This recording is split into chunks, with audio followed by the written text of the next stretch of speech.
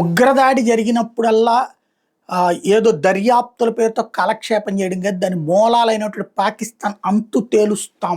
ఇది ఏకంగా మన విదేశాంగ మంత్రి జయశంకర్ తెగేసి చెప్పారు. మళ్ళీ ఉగ్రవాద దాడులతో భారత్ రెచ్చగొడితే ఈసారి పాకిస్తాన్ నడిబొడ్డును దాడులు చేయడం ఖాయమని భారత విదేశాంగ మంత్రి జయశంకర్ హెచ్చరించారు. ఆపరేషన్ సింధూర్ తర్వాత నెల రోజులకి యూరప్ ఖండంలో పర్యటిస్తున్న జయశంకర్ సోమవారం బెల్జియం దేశంలో అక్కడ వార్తా సంస్థ పొలిటికోతో ప్రత్యేకంగా మాట్లాడారు.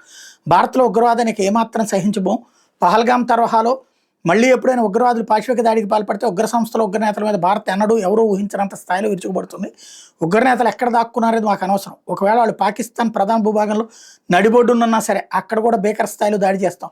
ఉగ్రవాదాన్ని పాకిస్తాన్ ఒక దేశీయ విధానంగా మలుచుకుంది. అదే ఇప్పుడు ప్రధాన సమస్య అని జయశంకర్ అన్నారు. పరస్పర సైనిక చర్యల వేళ భారత్ ఎన్ని యుద్ధ విమానాలు కోల్పోయిందనే విషయాన్ని సందర్భోచితంగా సంబంధిత అధికారులు వెల్లడిస్తారు. యుద్ధంలో మనం ఎంత కోల్పోయామనే దానికంటే శత్రువుని ఎంత దారుణంగా దెబ్బతీసామనేది ప్రధానం. ఈ విషయంలో రఫేల్ ఫైటర్ జెట్లు అద్భుతంగా పని పూర్తి చేశాయి. 10వ తేదీన ఒకే ఒక్క కారణంతో పాక్ తోకముడిచింది.